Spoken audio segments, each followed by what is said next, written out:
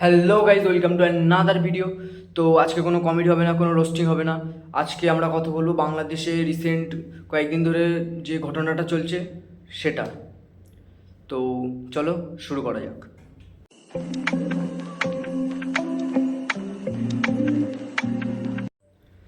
তো চলো প্রথমে আমরা একটা ভিডিও দেখে নিই, তারপরে আমরা কথা বলা শুরু করি। কালো গেঞ্জি গায়ে পুলিশের সামনে বুক টান করে দাঁড়ায় আবু সাইদ।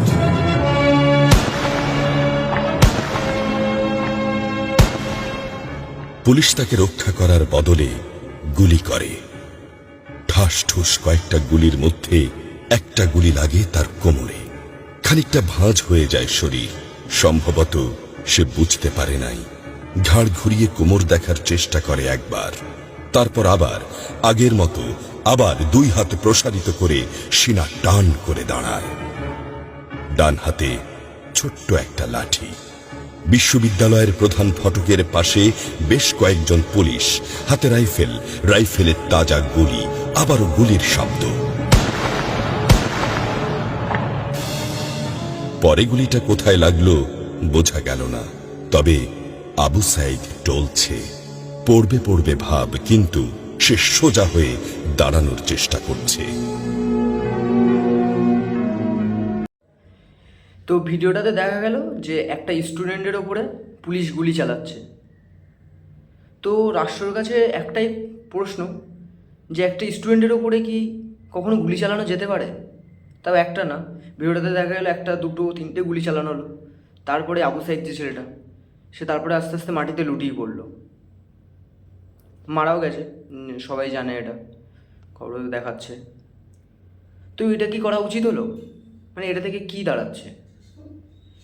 এটা থেকে কনক্লুশন এটা দাঁড়াচ্ছে যে সরকারের বিরুদ্ধে বা রাষ্ট্রের বিরুদ্ধে আমরা কোনো প্রতিবাদ করতে পারবো না বা কোনো কথা বলতে পারবো না। কথা বললেই তোমাকে গুলি করে মেরে দেওয়া হবে।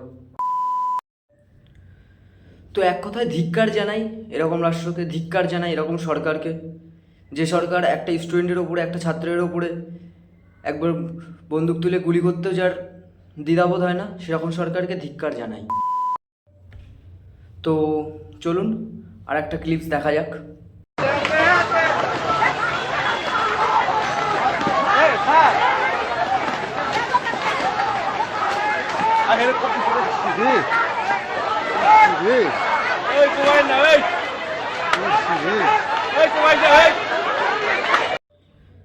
তো এই ভিডিওটাতে আবার দেখা যাচ্ছে যে কয়েকজন যারা হাতে ধারালো অস্ত্র নিয়ে মানুষকে কাটছে বা কোপানোর চেষ্টা করছে, ইভেন কোপাচ্ছে। তো তখন পুলিশ কোথায়?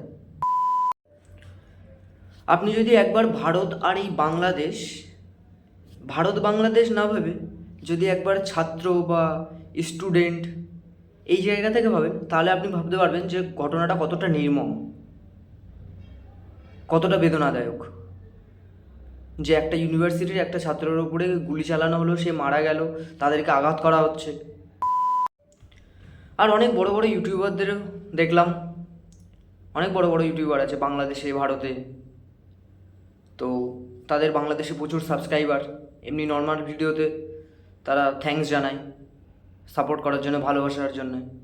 তো তাদের কাছে একটাই প্রশ্ন, কি একবারও কি এটা নিয়ে কথা বলা উচিত না? একবারও কি এটা নিয়ে কোনো একটা কন্টেন্ট তৈরি করা যায় না? তো সবার কাছে একটাই রিকোয়েস্ট, যে এই ছাত্রগুলোকে, এই স্টুডেন্টগুলোকে সাপোর্ট করুন। সাপোর্ট না করতে পারলেও ডিমোটিভেট করবেন না, এটাই।